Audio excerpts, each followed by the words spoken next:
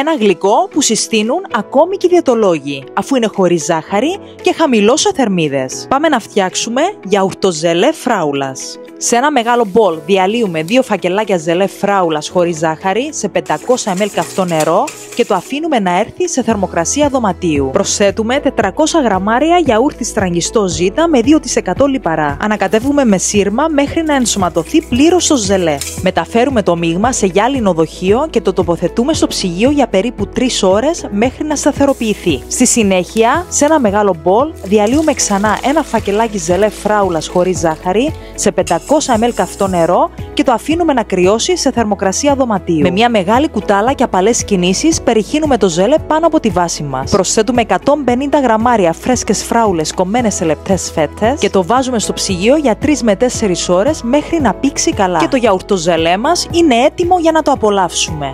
Ένα ανάλαφρο δροσερό επιδόρπιο, ιδανικό για όσους θέλουν να χάσουν ή να διατηρήσουν το βάρος τους, απολαμβάνοντάς το χωρίς καμία ενοχή.